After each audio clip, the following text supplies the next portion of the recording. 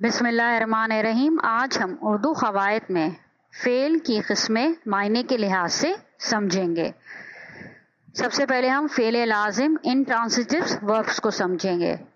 بہت سے فعل ایسے ہوتے ہیں جو صرف فاعل یعنی کام کرنے والے کو چاہتے ہیں. فاعل یعنی کام کرنے والا یعنی سبجیکٹ جسے ہم کہتے ہیں. یعنی ایسے فعل یعنی کام کرنے والے کے ساتھ مل کر اپنا مطلب پورا کرتے ہیں. یعنی صرف فاعل کے ساتھ ملنے سے مطلب پورا ہو جاتا ہے. جیسے سورج نکلا، بچے کھیلتے ہیں، چڑیا اڑتی ہے. اب یہاں کیا ہے؟ سورج کیا ہے؟ سورج فاعل ہے اور نکلا کیا ہے؟ فعل ہے. یعنی کہ صرف فاعل لگانے سے فعل کے ساتھ فاعل لگانے سے مطلب پورا ہو جا رہا ہے اور مطلب ہی سمجھ میں آ رہا ہے. اب بچے کیا ہیں؟ فاعل ہے اور کھیلتے کیا ہے؟ فعل ہے. اب یہاں مطلب پورا ہو جا رہا ہے یعنی کہ فعل کے ساتھ فاعل لگانے سے ہی مفہوم سمجھ میں آ رہا ہے. چڑیا کیا ہے؟ فاعل ہے اور اڑتی کیا ہے؟ فعل ہے.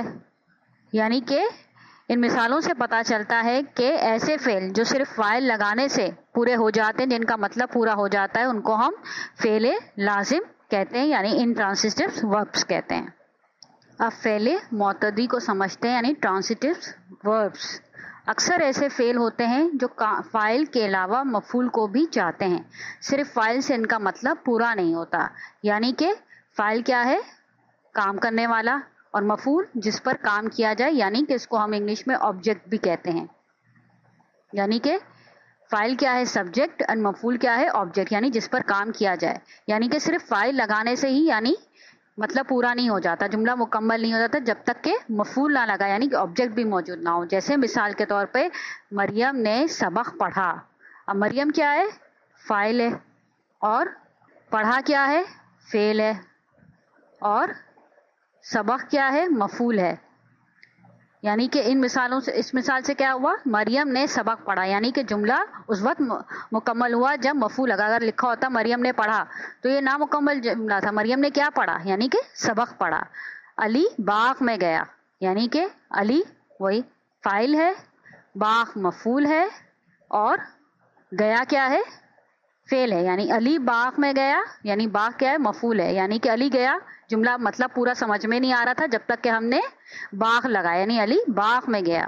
مالی نے پودا لگایا. مالی کیا ہے؟ فاعل ہے اور پودا کیا ہے؟ مفعول ہے اور لگایا کیا ہے؟ فعل ہے. یعنی کہ مفعول لگانے سے جملہ مکمل ہو گیا. اگر مالی نے لگایا تو مطلب پورا سمجھ میں نہیں آتا، یعنی جب تک مفعول لگا اس کے بعد جملہ مکمل ہے. یعنی کہ فعل معتدی کون سے فعل ہوتے ہیں؟ جس میں فاعل کے علاوہ مفعول بھی ہوتا ہے اور خالی فعل سے ان کا مطلب پورا نہیں ہوتا.